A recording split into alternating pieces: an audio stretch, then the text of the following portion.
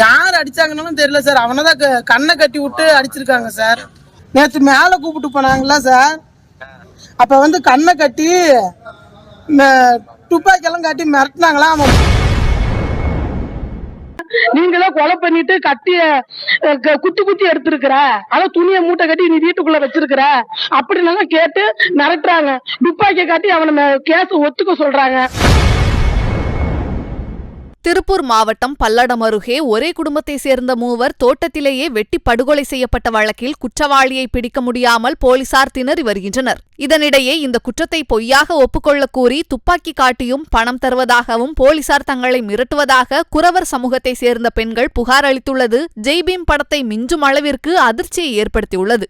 மேலும் போலீசார் வரச்சொல்லி தெனாவட்டாக மிரட்டும் ஆடியோவை வெளியிட்டுள்ளது இரக்கமற்றவர்கள் எவராக இருந்தாலும் உச்சக்கட்ட கோபத்தை ஏற்படுத்தும் வகையில் அமைந்துள்ளது.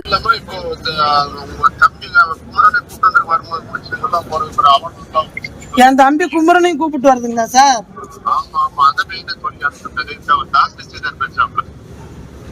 சரிங்க சார், கூப்பிட்டு வரேன் சார். சார் அதுதான் சார் சொன்னேன். அந்த பையனுக்கு குளுக்கோஸ் ஏற்றிட்டு இருக்கு சார், உடம்பு ரொம்ப வலிக்குதுன்னு சொல்லி. ஹரிதாஸுக்கு சார் நேற்று அடிச்சிருக்காங்க சார்.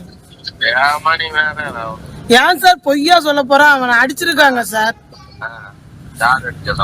யார் அடிச்சாங்கன்னு தெரியல சார். அவனதான் கண்ணை கட்டி விட்டு அடிச்சிருக்காங்க சார்.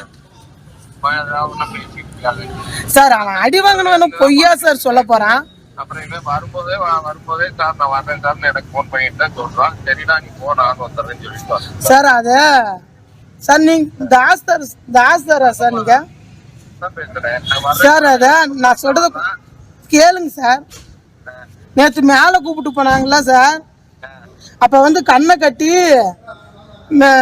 துப்பாக்கியெல்லாம் காட்டி மிரட்டினாங்களா. அவன் பயந்துகிட்டு அழுகுறான் சார்.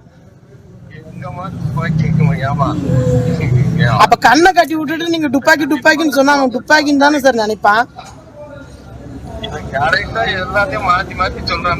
சார். என்னத்த சார் நான் தான் சார் சொன்னேன். எல்லாமே காசுக்கான பதிலும் சொல்லிட்டேன்.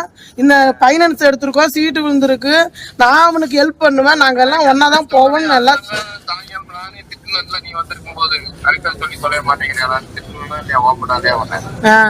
தாசுன்ற போலீஸ்காரங்க வந்து என் மருமான போன் போட்டு வா விசாரிக்கணும், பல்லட கொலை வழக்குப்படி விசாரிக்கணும் அப்படின்னு சொல்லி கூப்பிட்டு விசாரிச்சாங்க.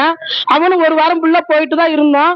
காலையில போனா சாயங்காலம் நைட்டு தான் வீட்டுக்கே வருவோம். 9 மணி போலதான் வருவோம். அது வரைக்கும் அவங்க விசாரிச்சுட்டே தான் இருப்பாங்க. நின்று விசாரிச்சிருப்பாங்க. நாங்க டெய்லி சாப்பாடு சம்பாரிச்சாதான் சாப்பிட முடியும். அதுவும் கூட பொருட்படுத்தாம எங்களை வாவான்னு சொல்லி கூப்பிட்டுட்டே இருந்தாங்க. நான் என் மருமகனும் என் கொழுந்தனாரும் எல்லாரும் சேர்ந்துதான் இந்த கேஸுக்கு போய் விசாரிக்க போயிட்டு இருந்தாங்க. அவங்க தேவையில்லாத இந்த சின்ன சின்ன விஷயத்தெல்லாம் நோண்டி டைம் சொல்லு, நேரத்தை சொல்லு, மழை கொஞ்சமா வந்துச்சா பெருசா வந்துச்சா, கயிறு கட்டிட்டு போனியா கயிறு கட்டாம போனியா, ஆட்டோல எந்த வழியா போனா அப்படின்னு கேட்டு ரொம்ப டார்ச்சர் பண்றாங்க. நீங்களாம் கொலை பண்ணிட்டு கட்டிய குத்தி எடுத்திருக்கிற, அதான் துணியை மூட்டை கட்டி நீ வீட்டுக்குள்ள வச்சிருக்கிற அப்படின்னு கேட்டு மிரட்டுறாங்க. துப்பாக்கியை காட்டி அவனை கேஸ் ஒத்துக்க சொல்றாங்க. 5 லட்ச ரூபாய் தரேன், 2 பேர் ஜாமீன் தரேன், அதை வச்சு நீ கேஸ் எடுத்துக்கலாம், 10 லட்ச ரூபாய் கூட தரேன்டா, நீ கேஸ ஒத்துக்கோ அப்படின்னு சொல்லியிருக்காங்க. அவன் உயிரா பொண்ணு நான் கேஸ ஒத்துக்க மாட்டேன், என் பொண்டாடி பிள்ளைக்கு 1 லிட்டர் டீசல் வாங்கி கொடுங்க, அவங்களும் எரிஞ்சு சாப்பிட்டு நீங்க என்ன சுட்டு கொள்ளுங்க, நான் செத்து போயிடுறேன் அப்படின்னு சொல்லி அவன் சொல்லியிருக்கான் சார். இன்னைக்கு வர சொல்லியிருக்காங்க. நான் கூட போன்ல அவங்க பேசுனதை காமிச்சேன். இன்னைக்கு எங்களை கூப்பிட்டு விசாரிக்க வர சொல்லி இருக்கிறாங்க. டெய்லியுமே போயிட்டு இருந்தா எங்களுக்கு பிள்ளை குட்டிங்களுக்கு நாங்க சாப்பாடு எப்படி போடுறது செய்யறது.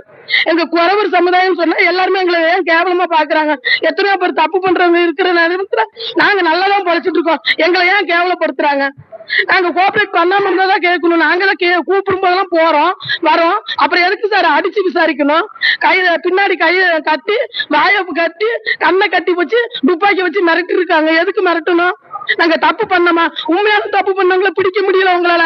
அதனால கேச பொய்யான கேச எங்க மேல போட பாக்குறீங்க நீங்க எல்லாம் சேர்ந்து. எங்க 50 குடும்பம் இருக்கிறோம். 50 குடும்பத்துல இருக்கிறவங்க கூப்பிட்டு விசாரிச்சுட்டு அதான் இருக்கிறாங்க. வெளியாளுங்களை யாரையும் விசாரிக்க மாட்டாங்களா? அப்போ எங்க ஜாதிக்காரங்களை மட்டும் கேவலமா இருக்குங்களா? அது திருப்பூர்ல இருந்து குருமங்குட்டையில இருக்கிறவங்கள மட்டும்தான் எல்லா பசங்களையும் கூப்பிட்டு போய் விசாரிக்கிறாங்க. இந்த வாலிப பசங்களுக்கு கேஸே கிடையாது, திருட்டு வழக்கும் கிடையாதுங்க. நீங்க ஒவ்வொரு பசங்களோட ப்ரூஃபை நாங்க தரோம், நீங்க இங்க வச்சு எங்க வீட்டுல வச்சு விசாரிக்கிறதா விசாரிங்க, நாங்க எல்லாத்துக்கும் நாங்க கோஆபரேட் பண்றோம். ஆனா தேவையில்லாத பொய் வழக்கம் அடிச்சு திணிச்சு எங்க மேல எங்களை திணிக்க பாக்குறாங்க இந்த கேஸ்ல. செய்திகளை உள்ளது உள்ளபடி தெரிந்து கொள்ள ரெஃப்ளெக்ட் நியூஸை சப்ஸ்கிரைப் பண்ணுங்க.